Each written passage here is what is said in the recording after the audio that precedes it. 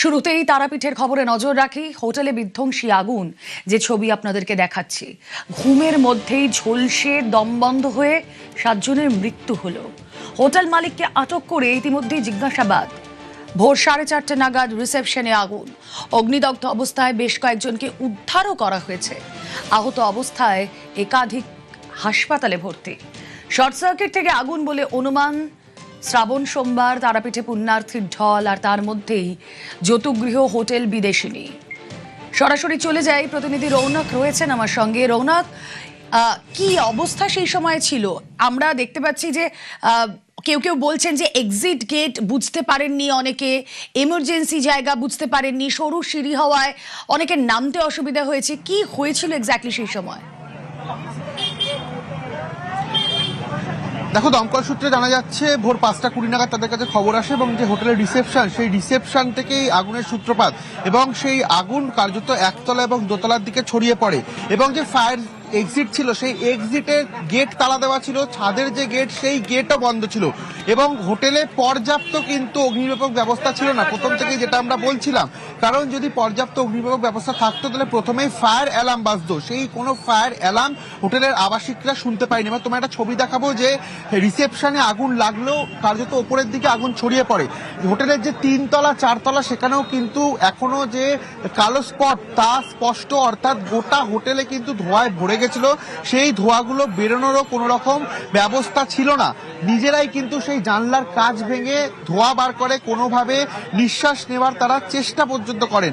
পরবর্তীতে দমকল কর্মীরা 11 জনকে সংজ্ঞাহীন অবস্থায় হাসপাতালে নিয়ে যায় এবং সেখানে গেলে এখনো পর্যন্ত আমরা জানতে পারছি 7 জনের মৃত্যু হয়েছে, বাদবাকি বেশ কয়েকজন এখনো চিকিৎসাধীন রয়েছে। কিন্তু এই জায়গায় যে প্রশ্নটা প্রথমেই আসছে যে এত বড় একটি হোটেল, সেই জায়গায় দাঁড়িয়ে কেন যথাযথ অগ্নিনির্বাপক ব্যবস্থা ছিল না।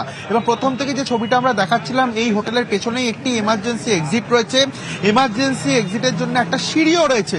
সেই সিঁড়ির দরজা বন্ধ ছিল। প্রথম থেকে অভিযোগ আসছিল কেন এই দরজা বন্ধ রাখা হয়েছিল বা কারা এই দরজা বন্ধ করে রেখেছিল। রৌনক, একটু সঙ্গে থাকো। পুলিশ সুপার কি বলছেন একবার শুনি।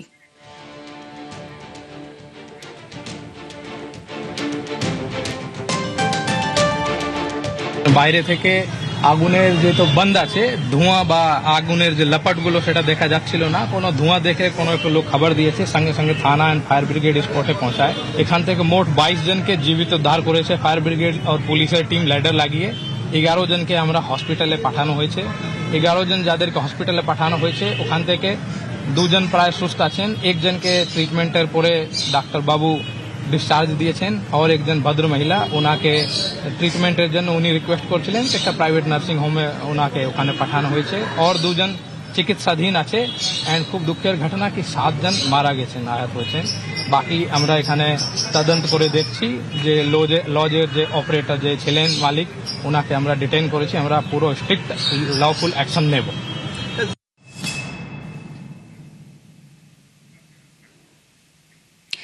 এই যে 7 জনের মৃত্যু হলো, এই মৃত্যুর দায় কার? হোটেলে বিপর্যয়, আগুনে ঝলসে 7 মৃত্যুর দায় কার? ফায়ার অ্যালার্ম কেন বাজেনি? অভিযোগ উঠছে ফায়ার অ্যালার্ম বাজেনি, কিন্তু কেন বাজেনি? ছাদের দরজা বন্ধ থাকায় ধোঁয়া বেরোতে পারেনি, এমার্জেন্সি গেট বন্ধ ছিল, এরকম নানাবিধ অভিযোগ। কেন? এর দায় কার? কথা বলবো, রৌনক রয়েছেন সঙ্গে। রৌনক, দেখো, এই কারণেই কিন্তু হোটেল মালিককে ইতিমধ্যে আটক করে পুলিশের তরফ থেকে জিজ্ঞাসাবাদ করা হচ্ছে। কারণ গতকাল যে সময় আগুন লাগে ভোর রাতে, সেই সময় হোটেলে কারা ছিল? যদি হোটেলে কর্তৃপক্ষ কেউ থেকে থাকে তাহলে রিসেপশনে যদি আগুনের সূত্রপাত হয় সেখানে কারো থাকার কথা, তৎক্ষণাৎ তাদের উচিত ছিল গিয়ে এই এমার্জেন্সি এক্সিটের দরজার তালা খুলে দেওয়া, ছাদের দরজার তালা খুলে দেওয়া। তারা কোথায় ছিল? আদতে কি হোটেল কর্তৃপক্ষ হোটেলে ছিল? এই একাধিক প্রশ্ন সামনে আসছে। এই কারণে ইতিমধ্যে হোটেল মালিককে আটক করে জিজ্ঞাসাবাদ করা হচ্ছে। এবং তোমাকে জানিয়ে রাখবো যে মূলত যে অভিযোগ এই হোটেলের বিরুদ্ধে আসছে সামনে, আবাসিকরা জানাচ্ছে যে আগুন লাগার পর কোনো ফায়ার অ্যালার্ম তারা পাননি। এবং শুধু তাই নয়, যারা ওপর থেকে নামার চেষ্টা করেছে, যখনই রিসেপশনের কাছে সে আগুনের লেলিয়ান শিখা ছড়িয়ে পড়ে, বেশ কয়েকজন সিঁড়ির কাছে এসে কিন্তু আগুনে ঝলসে যায়। সেই ছবিও সামনে এসছে। অর্থাৎ তুমি দেখতে পারবে যখন ওপরের দিকে আগুন ছড়ায়, অর্থাৎ ধোঁয়ায় যখন গোটা হোটেল কার্যত ভরে যায়, নিঃশ্বাস নিতে অসুবিধা হওয়াতে যারা 4 তলায় ছিলেন তারা কিন্তু এই সিঁড়ি দিয়েই নেমে আসছিলেন, কারণ এমার্জেন্সি এক্সিট বন্ধ ছিল। সিঁড়ি দিয়ে নামতে গিয়ে কিন্তু 1 তলায় বেশ কয়েকজন ঝলসে পুড়ে যায়। এই দায় কে নেবে, এই প্রশ্ন কিন্তু প্রথম থেকেই উঠছে। এবং আমরা প্রথমেই দেখিয়েছিলাম যে এই হোটেলের পেছন দিকে একটা এমার্জেন্সি স্টেয়ার থাকতেও সেই স্টেয়ার বন্ধ করা ছিল। তাহলে এমার্জেন্সি এক্সিট থাকলে সেটা বন্ধ করা কেন থাকবে? এরকম আপৎকালীন সময় তো সেটা কাজে লাগবে। সেই জায়গায় দাঁড়িয়ে কারা এটা বন্ধ করেছিল? যদি বন্ধ করে থাকে, গতকাল যখন এই ঘটনা ঘটলো কেন হোটেল কর্তৃপক্ষ গিয়ে তড়িঘড়ি সেই দরজা খুললো না? এই একাধিক প্রশ্ন কিন্তু, একাধিক গাফিলতি কিন্তু এই হোটেলের বিরুদ্ধে ইতিমধ্যে সামনে আসছে এবং পুলিশ প্রশাসনের তরফ থেকেও কিন্তু জানানো হচ্ছে যে এই জায়গাগুলো বন্ধ ছিল। এবং সবথেকে গুরুতর বিষয় যে কয়টা ফায়ার এক্সটিংগুইশার দেখা গেছে, যদি যথাযথ অগ্নি নির্বাপক ব্যবস্থা থাকে তাহলে কিন্তু স্প্রিংটার থাকার কথা, সেটা যখনই ধোঁয়া সংস্পর্শে আসে ফায়ার অ্যালার্ম বাজার থাকা, সেই রকম কোনো ফায়ার অ্যালার্ম কিন্তু বাজেনি। সেই জায়গায় দাঁড়িয়ে তাহলে কি ধরনের অগ্নি নির্বাপক ব্যবস্থা ছিল? যথাযথ কি অগ্নি নির্বাপক ব্যবস্থা ছিল? এই নিয়ে প্রশ্ন উঠছে। ইতিমধ্যে কিন্তু ফরেন্সিকের টিম আর কিছুক্ষণের মধ্যে আসবে, পূর্ণাঙ্গ তদন্ত করার পরই কিন্তু জানা সম্ভব হবে যে কি থেকে আগুন লাগলো এবং আদেও এই হোটেলের অগ্নি নির্বাপক ব্যবস্থা যথাযথ ছিল কিনা, থাকলেও ফায়ার লাইসেন্স রিনিউ করা হয়েছিল কিনা, একাধিক প্রশ্ন কিন্তু ইতিমধ্যে সামনে আসছে। ওকে, সেই সময় হোটেলে যারা ছিলেন তারা ওই একই কথা বলছেন, একই প্রশ্নের উত্তর হাতড়াচ্ছেন। দিদি কখন কোন জায়গাটায় ছিলেন? আমরা 3 মঞ্জিলে ছিলাম, 3rd ফ্লোর বলে নাকি, ওখানেই ছিলাম আমরা 3 যখন আগুন লেগেছিল তখন কোন রকম ফায়ার অ্যালার্ম বা কোন রকম সাউন্ড শুনতে পেরেছিলেন? না, আমরা কোনো সাউন্ড শুনতে পাইনি। কিচ্ছু ছিল না? না, কিচ্ছু সাউন্ড শুনতে পাইনি। কোন রকম বেরোনোর কোনো পথ নেই। আমি কোন রকমে বুঝতে পারিনি। প্রথমে হঠাৎ করে চিৎকার হয়েছে আর চারিদিকে ধোঁয়ায় ধোঁয়া। আমি দরজা খুলে বেরিয়ে আসছিলাম যাতে করে আমার মাটাকে আমি বাঁচাতে পারি।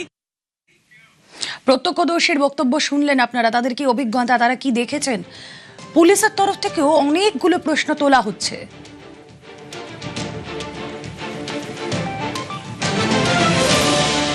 সেটা আমি যা স্পট ভিজিট করে যে টিমের সাথে কথা বলে বুঝলাম, এটা একটা বাইরের একটা কলেপসিবল গেট আছে যেখান থেকে মেন এন্ট্রেন্স, আর পিছনের দিকে একটা দরজা করা আছে, সেটা বন্ধ ছিল। খোলা থাকলে হয়তো আর কিছু লোক বেরোতে পারতো, ধোঁয়াগুলো বেরোতে পারতো। আর যে ছাতের উপরে যে দরজা ছিল সেটা বি গ্রিল গেট ছিল না, সেটা কাঠ বা প্লাইবোর্ড দিয়ে বন্ধ ছিল, ওর জন্য ধোঁয়াগুলো যে আছে ওটা বাইরে বেরোতে পারেনি। এতগুলো মৃত্যুর দায় কার? শ্রাবণ সোমবার, তারাপীঠে পুণ্যার্থীর ঢল, তারা পুজো দিতে গিয়েছিলেন কিন্তু হোটেলেই দম বন্ধ হয়ে আগুনে ঝলসে মৃত্যু।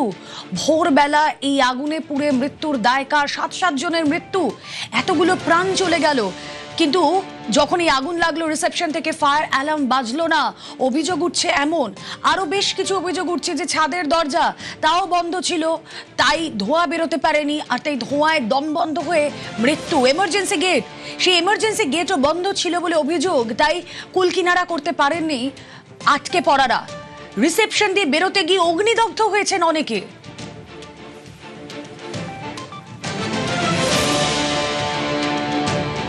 তারাপীঠ হোটেল অ্যাসোসিয়েশনের সভাপতি তিনি কি বলছেন?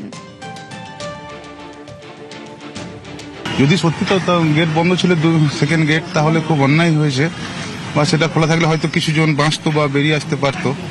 সেটাও নিয়ে বিষয়টা নিয়ে আমরা পরবর্তীকালে অন্যান্য হোটেল মালিকদেরকে অ্যালার্ট করব, যাতে কিছু হলে পিছন দিকে অন্য গেট দিয়ে বেরিয়ে যাওয়ার ব্যবস্থা করতে পারে, এমার্জেন্সি গেট বা এই অগ্নি নির্বাহ ব্যবস্থা বা অন্যান্য সেফটি, যাত্রীদের যেটা সেফটি সে যতটা উন্নত করতে পারা যায় তাই নিয়ে আমরা চেষ্টা করব।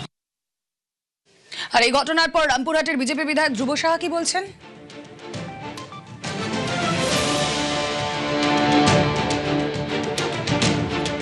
অ্যালার্ম বাজেনি, অ্যালার্ম সিস্টেমটাই বন্ধ ছিল। এখন দেখুন এই ধরনের ঘটনাগুলো টিআরডিএ ঘটিয়েছে, টাকা নিয়ে সমস্ত হোটেলের পারমিশন দিয়েছে। হোটেলগুলোকে এই ধরনের ঘটনা ঘটাটা অত্যন্ত ঘটনা ঘটেছে এবং এই ঘটনাগুলো ঘটার জন্য টিআরডিএ দায়ী। এইটাই তো টিআরডিএ দুর্নীতি, এইটাই টিআরডিএ দুর্নীতি। আজকে এতজন প্রাণ গেল, এরপরেও যদি প্রমাণ করতে হয় টিআরডিএ কি করেছে, তো এটা আর কি বলবো। দোষ প্রমাণে করা ব্যবস্থা। নিউজ 18 বাংলা এক্সক্লুসিভ প্রতিক্রিয়া দমকল প্রতিমন্ত্রীর।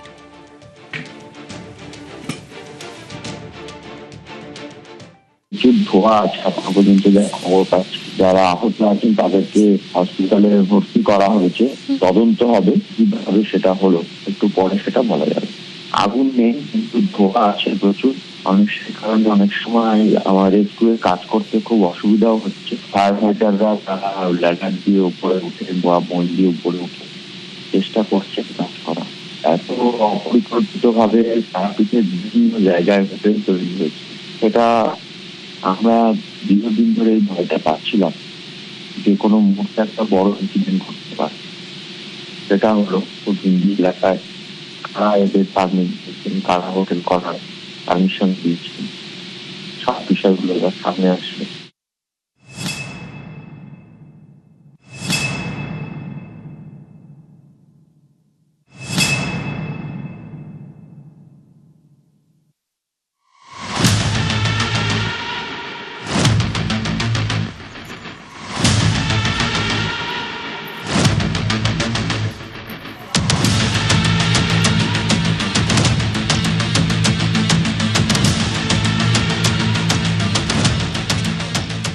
কলকাতার রাস্তায় ফের গড়াবে ট্রামের চাকা, উদ্যোগী রাজ্য সরকার।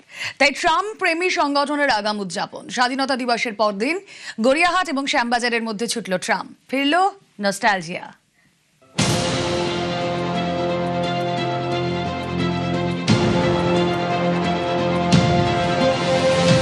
কলকাতার রাস্তায় ফিরল নস্টালজিয়া। ফের ট্রামের চাকা গড়ালো তিলোত্তমায়।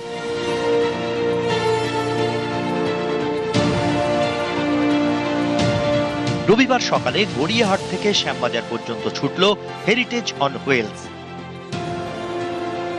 দিন কলকাতা ট্রাম চলছে না, আর খুবই পরিবহন ব্যবস্থা ভেঙে পড়েছে, এখন বাসও নেই সেরকম, ঠিক আছে?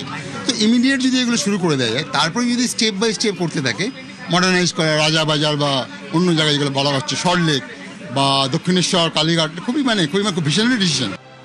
সেও এক সময় ছিল, শীত, গ্রীষ্ম, বর্ষা, ট্রাম তখনও কলকাতার ভরসা।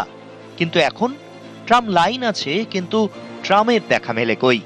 তো আমাদের এনভায়রনমেন্টটা দূষিত হচ্ছে, সব ব্যাপারে এটা একটা নন পলিউটিং ট্রান্সপোর্ট।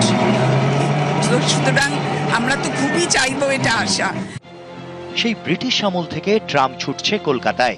ভাবনায় বদল আসে তৃণমূল জমানায়। ট্রাফিকের গতি কমছে এই দাবি করে 2023-এ ট্রাম তুলে দেওয়ার সিদ্ধান্ত হয়। প্রতিবাদে নামে ট্রাম প্রেমী সংগঠন, আদালতে মামলাও হয়। পালা বদলের পরে ঐতিহ্যের শহরে ঐতিহ্যের প্রতীক ট্রামকে ফের ট্র্যাকে ফেরাতে উদ্যোগী হয়েছে শুভেন্দু অধিকারীর সরকার। সমীক্ষার জন্য রাইডসকে দায়িত্ব দিয়েছে পরিবহন দপ্তর। চলছে ডিপিআর তৈরির কাজ। Trams are a wonderful way to travel and very environmentally friendly, and obviously trams are tied up with the identity of Kolkata, so very delighted to be here. এখন এটাই দেখার কত দ্রুত শহর কলকাতায় পুরো দস্তুর ফিরে আসে ট্রামের যাত্রা। ক্যামেরায় সুমিতের সঙ্গে সান্নিক, নিউজ 18 বাংলা, কলকাতা। তৃণমূল জামানার মন্ত্রীর এলাকা, তবু প্রায় 1 দশক ধরে রাস্তার হাল বেহাল ছিল বলে অভিযোগ। অবশেষে দমদম ক্যান্টনমেন্টের সূর্য সেন নগরের বাসিন্দাদের আক্ষেপ মিটতে চলেছে। পালা বদলের পর শুরু হয়েছে রাস্তা মেরামতির কাজ।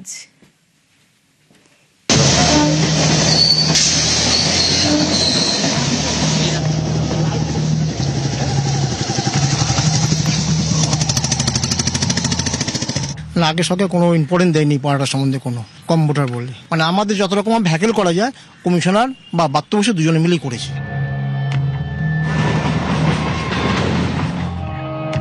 উত্তর দমদম পুরসভার 10 নম্বর ওয়ার্ডের সূর্য সেন নগরের বাসিন্দাদের রোজগার ভরসা এই রাস্তা।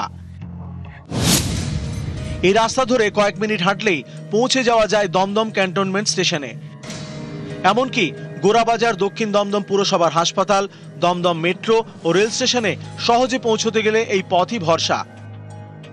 অভিযোগ, স্রেফ রাজনীতির কারণে বহু বছর ধরে এই রাস্তা মেরামত করা হয়নি। তাই বাধ্য হয়ে সময় বাঁচাতে অনেকেই রেল লাইন ধরে যাতায়াত করেন। তাদের দুর্ঘটনার ঝুঁকি 100%। আমাদের এই রেল লাইনটা আছে, রেল লাইনের উপর দিয়ে আমাদের যাতায়াত করতে হতো। প্রচুর মানুষ অ্যাক্সিডেন্ট হয়ে গেছে, এমনকি সে স্পট ডেড হয়ে গেছে। আমাদের পাড়ারই 58 জন মারা গেছে। যে রাস্তা এত বেহাল অবস্থা হয়ে গেছে, সব রেল লাইন রাস্তা ছেড়ে রেল লাইনের উপর দিয়ে হাঁটা শুরু করেছে, যার জন্য অ্যাক্সিডেন্ট এই 15 দিনও হয়নি। আমাদের পাড়ার একটা ছেলে স্পট ডেড। সূর্যসেন নগর দক্ষিণ দমদম পৌরসভার 10 নম্বর ওয়ার্ডের একটি জায়গা। ঠিক তার পাশেই দমদম স্টেশন, দমদম মেট্রো। আর যে রাস্তাটা রয়েছে সেই রাস্তার অবস্থা বেহাল। নিরাপত্তা তো অবশ্যই দরকার, তার কারণ হচ্ছে আমাদের এখানে রাত্রেবেলাটা অন্ধকার থাকে। এখানে মদের আড্ডা বসে, সন্ধ্যা থেকেই শুরু হয়ে যায় মদের আড্ডা। পূর্বের সরকার কোনো সদিচ্ছা দেখায়নি, নতুন সরকার এসেছে রাজ্যে। পালাবদলের পর নতুন সরকার এবং এই দক্ষিণ দমদম পৌরসভার এই যে রাস্তা, সেই রাস্তা দমদমের যিনি বিধায়ক অরিজিৎ বক্সি তার সদিচ্ছায় তৈরি হচ্ছে নতুন করে। সেজে উঠছে এই বেহাল রাস্তা, হাল পাচ্ছে বলা চলে। আগে সরকার কোনো ইম্পর্টেন্ট দেয়নি পাড়াটা সম্বন্ধে, কোনো কম ভোটার বললে। মানে আমাদের যত রকম ভ্যাকেল করা যায় কমিশনার বা বাত্য বসে দুজনে মিলেই করেছে। আমাদের বিধায়ককে আমি ব্যক্তিগতভাবে কথা বলেছিলাম, আমি বিজেপি করি না, কিন্তু আমি পাড়ায় উন্নয়নের জন্য ওনাকে কথা বলেছিলাম। উনি বলেছিল যদি আমি জিততে পারি 2-3 মাসের মধ্যে রাস্তা ব্যবস্থা করে দেবো। আমরা ওনার কাছে ধন্যবাদ যে উনি আমাদের রাস্তা সম্বন্ধে মুভমেন্ট করেছে। রাস্তা খুশি, মানে ভীষণভাবে খুশি। এবং বিধায়ককে আমরা এমন সম্বর্ধনা দেবো যে বিধায়কও কল্পনা করতে পারবো না কীভাবে সম্বর্ধনা দেবো ওনাকে। বাংলায় পালাবদলের রাস্তায় ভুল বদলের আশায় বুক বেঁধেছেন দমদমের সূর্যসেন নগরের বাসিন্দারা। আমি যখন দমদমে প্রচার করেছিলাম, আমি সূর্যসেন নগর বা যেটাকে জ্যোতিনগরও বলা হয় অনেক সময়, আমি সেখানে যখন গেছিলাম ওখানকার মানুষেরা আমাকে বলেছিল যে 1 নম্বর রেলগেটের পাশ দিয়ে যে সংকীর্ণ রাস্তাটা, সেই রাস্তাটার খুব বাজে অবস্থা ছিল। বাজে অবস্থা বলতে এরকমই যে সাইকেল নিয়ে যেতে গিয়েও খানাখন্দে পড়ে মানুষের হাত পা ভেঙেছিল, মাথা ফেটেছিল। আমরা সেই অসুবিধাটার কথা বুঝতে পেরেছিলাম। আর দায়িত্বে আসার পরেই আমরা রেলওয়ে আধিকারিকদের সাথে কথা বলি এবং বলে ওখানে রাস্তাটার রেনোভেশনের ব্যবস্থা করি, রিপেয়ার করে মানুষের চলার যোগ্য করে দিচ্ছি।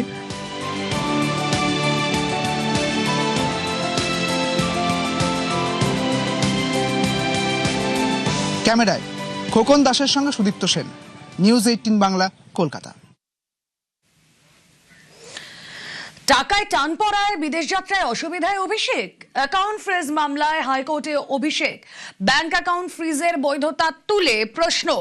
হাইকোর্টে প্রশ্ন অভিষেকের আইনজীবীর। কথা বলবো অর্ণব, রয়েছেন সঙ্গে। অর্ণব, তবে এখনো পর্যন্ত আজ সকাল 10:30টার কিছু সময়ের মধ্যেই বিচারপতি কৃষ্ণা রায়ের একক বেঞ্চে অভিষেক বন্দ্যোপাধ্যায়ের আইনজীবী সিনিয়র অ্যাডভোকেট অয়ন ভট্টাচার্য দৃষ্টি আকর্ষণ করে জানান যে আর্থিক সংকটের একটা পরিস্থিতি তৈরি হয়েছে অভিষেক বন্দ্যোপাধ্যায়ের, কারণ তার একটি বেসরকারি ব্যাংক, যে ব্যাংকটি ফ্রিজ করেছে পুলিশ, এবং এক্ষেত্রে বিএনএসএস তার 107 নম্বর ধারা অনুযায়ী ম্যাজিস্ট্রেটের অনুমতি নিয়ে এই ব্যাংক অ্যাকাউন্ট ফ্রিজ করতে হয়। সেই পদ্ধতিও মানা হয়নি অভিষেক বন্দ্যোপাধ্যায়ের অ্যাকাউন্ট ফ্রিজ করা নিয়ে। কিন্তু অ্যাকাউন্ট ফ্রিজ করার জন্য যেটা বড় সমস্যা হচ্ছে, সুপ্রিম কোর্টের আদেশে ইতিমধ্যেই বিদেশ যাওয়া এবং তার নিজের চোখের চিকিৎসা করার অনুমতি পেয়েছে অভিষেক বন্দ্যোপাধ্যায়। এই অবস্থায় ব্যাংক অ্যাকাউন্টে যদি ফ্রিজ হয়ে যায়, স্বাভাবিকভাবেই একটা আর্থিক সমস্যার মধ্যে পড়তে হচ্ছে। এই অবস্থায় বিষয়টি জরুরি ভিত্তিতে মামলা দায়ের করার অনুমতি দিক আদালত এবং শুনানি করে একটা হস্তক্ষেপ করুক বিচারপতি কৃষ্ণা রাও। তিনি বলেন যে কোন তদন্তের প্রেক্ষিতে এমনটা হচ্ছে। এক্ষেত্রে আইনজীবী অয়ন ভট্টাচার্য অভিষেকের আইনজীবী জানান যে তদন্তে ইতিমধ্যেই এগুলি ফ্রিজ করা হয়েছে, সেই তদন্তে সহযোগিতা করছে অভিষেক বন্দ্যোপাধ্যায়, কিন্তু তারপরও প্রসিডিওর ফলো না করেই তার অ্যাকাউন্টটি ফ্রিজ করা হয়েছে। এই অবস্থায় সব পক্ষকে মামলার সঙ্গে যুক্ত যারা রয়েছেন তাদের নোটিশ সার্ভ করে আগামী বুধবার দিন অভিষেক বন্দ্যোপাধ্যায়ের এই অ্যাকাউন্ট ফ্রিজ সংক্রান্ত বিষয় এবং তার অ্যাকাউন্টে তালা খোলা যাবে কি যাবে না এই বিষয়টি বিবেচনা করে দেখবে বলে মৌখিক আশ্বাস দিয়েছেন বিচারপতি কৃষ্ণা রাও। ওকে।